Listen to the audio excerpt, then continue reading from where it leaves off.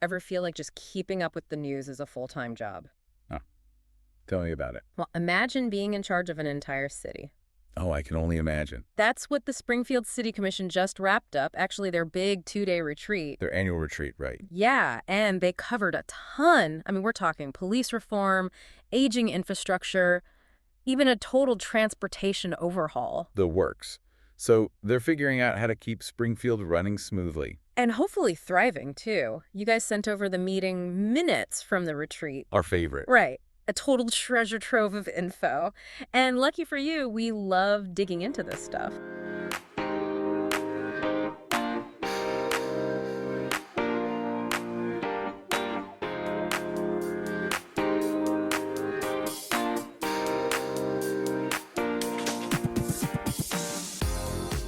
Well, these city retreats are fascinating. It's really where the rubber meets the road. Where their vision for the future starts to become a reality. It's true. It's a glimpse behind the curtain to see what's really on the minds of city leaders. Yeah, it's like a master class in city planning, but way more interesting than it sounds. Way more interesting. Promise. And in this deep dive, we're breaking down the highlights, the challenges, and what it all means for Springfield's future. Let's do it. Ready to dive in? Absolutely. Let's start with something that's been making headlines everywhere. Police reform. Yeah, good place to start. Springfield's taking a really proactive approach by creating their first ever strategic plan for the police department. Their first ever. First ever. Wow. That is a big deal. It is. And the minutes highlight some pretty big challenges they're facing. Youth violence is a major concern. Plus, get this, over half of their officers have less than 10 years of experience on the force. Really? Wow. That's a lot of new faces. Right. Talk about a learning curve. Definitely. It's interesting, though, because on one hand, you have a department full of officers who are potentially more open to new approaches. True. Fresh perspectives. Maybe even more open to community policing strategies, which a lot of cities are moving towards these days. Right. But it also highlights just how important training programs and mentorship are within the department. For sure. Speaking of which, the city did mention a $1.3 million grant specifically to address youth violence. Oh, wow. And they're partnering with Case Western Reserve University to make it happen. Okay, that's huge. Right. This isn't just local action. They're bringing in some serious brain power to tackle this. Bringing in the big guns. Yeah. It's smart. Partnering with universities like that lets them develop programs that are actually evidence-based. Yeah, yeah. And it just signals that Springfield is serious about addressing this. 100%. Okay, so let's switch gears now from fighting crime to fighting, well, leaky pipes. The glamorous world of infrastructure. Oh, right. Yeah. But seriously, Springfield's taking a hands-on approach to upgrading their water system. They're actually replacing all those ancient water meters themselves. Wait, are we talking about those old school meters? Yeah. The ones that have probably been there since the dawn of time? Oh, absolutely. They probably predate the internet. Seriously. Seriously. Amazing. But you know what's even more amazing? They're saving $4 million by doing it in-house. Wow. See, that's what I'm talking about. A proactive approach that saves taxpayer money. I love it. Right. Plus, while they're at it, they can address another issue that we hear a lot about. Those lead pipes. Ugh, yeah. Not A good. major health concern in older cities. Huge. Huge. But replacing all those lead pipes, that's no small feat. The minutes mention a cost of $127 million. Oh, wow. You could buy a small country with that. Right. I mean, that's a staggering amount of money. It really puts things into perspective. These aging systems desperately need an overhaul, but the cost is just astronomical. It's a huge challenge for a lot of cities. They have to get really creative with funding. And prioritize. Absolutely. Speaking of creative solutions, Springfield is really hitting the gas on a complete transportation system overhaul. Oh, what are they thinking? Get this, they're saying goodbye to the traditional bus system and hello to something called microtransit. Microtransit. Okay, I'm intrigued. Tell me more. Okay, so picture this. Instead of waiting at a fixed bus stop, Yeah. You just whip out your phone and request a ride. like a ride-sharing service, but for public transportation. Exactly. Interesting. And then the system calculates the most efficient routes, picks you up, and drops you off, all on demand. It sounds so futuristic. Yeah. But how realistic is that for a city like Springfield? That's the million-dollar question. And they're going to have to figure out what to do about the folks who rely on those fixed bus routes. Good point. So, big questions to answer. They mention relying on federal and state funding to make this happen. Makes sense. A project like that is going to need some serious financial backing. Oh, for sure. And partnerships, too. I bet they'll be looking to local businesses to help subsidize costs and tailor the system to the community's needs. Yeah, that makes sense. It's going to be really interesting to see how this all plays out. Okay, so we've got police cruisers maybe going electric and buses turning into on-demand vans? Springfield's not afraid of a little change, are they? Clearly not. But what about the rules that shape the city itself? I'm talking about zoning codes. Zoning codes. Yeah. The unsung heroes of urban planning. Right. People don't realize how much those things impact their lives. Exactly. And Springfield's current zoning code is, well,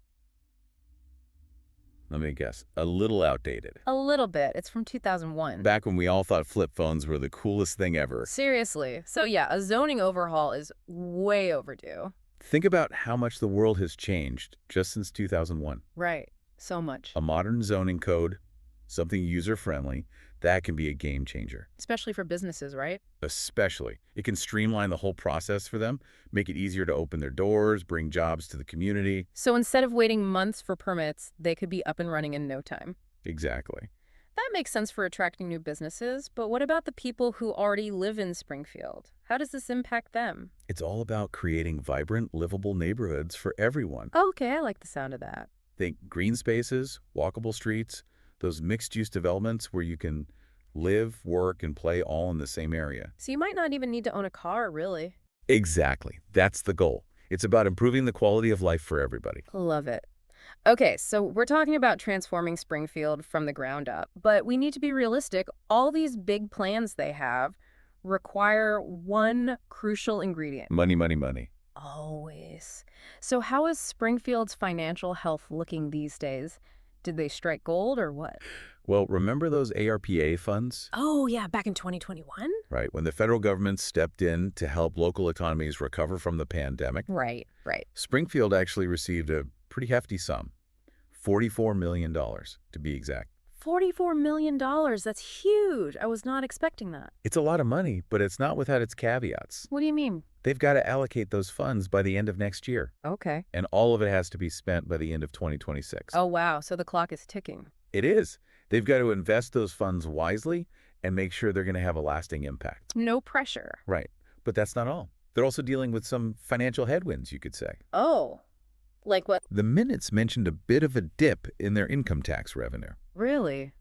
Why is that? They think it's the rise of remote work, actually. Oh, interesting. Income tax is a major source of revenue for cities. And with more and more people working from home, well, It's throwing a wrench in the system. pretty much. So if you're not commuting to an office in the city every day, you might not be paying income tax there anymore. Exactly. So cities are trying to adapt to this new world of work. And it's not always easy. A whole new ball game. It really is. And that's where things get interesting, because even though Springfield has its share of financial challenges, the minutes also hint at this spirit of innovation. Oh. Yeah, this real willingness to find new solutions. Mm-hmm. And I think that just might be the key to their success. Okay, so we've covered a lot. A lot. From fighting crime and fixing those leaky pipes. Right. To those buses, they're going to be like taxis now. It's pretty ambitious. Springfield is definitely trying to shake things up. They don't seem afraid of a little change. Not at all. But with all these big plans in the works, Yeah. the big question is, can they actually pull it off? Can they really become this model city they keep mentioning? Right. So how do they plan to make it happen? Well, they do have that Thrive 25 strategic plan. Oh, right, with the catchy name. Yeah, it's all about tackling those big picture goals. It's a lot to tackle. It is. So remind me again, what are those key objectives? They want to retain employees. So keeping people in the city, Okay. keeping the city's finances healthy and making sure things are transparent, Right. and improving communication with residents. Got it. Those are the big ones. And all of that ties back to what we've been talking about, right? Absolutely. Attracting and keeping good police officers, spending all that ARPA money wisely, Yeah. making sure the zoning code works for everybody. It's all connected. It really is. It's all interconnected. It really is. But here's the thing. What's that? The success of these plans really comes down to the people. The people of Springfield. Exactly. Citizen engagement is going to make or break this whole thing. Oh, interesting. Whether it's holding those city leaders accountable, participating in those public forums, Yeah. speaking up about what matters most to them. Making their voices heard. Exactly. That's how these plans become reality, not just something written down on paper. Right, right. It's more than just talk. Exactly. And that's what I find so interesting about Springfield. What is that? They seem to be embracing these challenges head on. Yeah, They're not afraid of those tough conversations. it's a good sign. They're kind of like holding up a mirror to other cities across the country. Oh, how so? Because let's be real, Springfield's not alone in facing these issues. Not at all. From that aging infrastructure we talked about to the Mhm. changing workforce, Right. cities everywhere are trying to figure this out. It's a whole new world. It really is. It's like we're making things up as we go. So what does it all mean? What have we learned from this deep dive into Springfield and their master plan? If there's one big takeaway for me, it's that change is going to happen. It's inevitable, right? Absolutely. Yeah. But it's how we respond to that change that really matters. And how are they responding? Well, in Springfield's case, they're meeting those challenges head on. They're not shying away. Not at all. With innovation and collaboration Like and a whole lot of optimism. They're going to need that. They are. But it's a good reminder for all of us that the future isn't set in stone. It's not predetermined. Exactly. It's something that we create together, one decision, one conversation at a time. I love that. Well, folks, there you have it. Springfield's grand plan laid out for you. Laid bare. A city tackling big, tough questions, but with even bigger dreams. They got big plans. Will they succeed? Who knows? Only time will tell. It's going to be an interesting ride, that's for sure. I'm definitely along for the ride, and hey, maybe their story will inspire other cities to be bold and rewrite their own rule books. Now, wouldn't that be something? It sure would.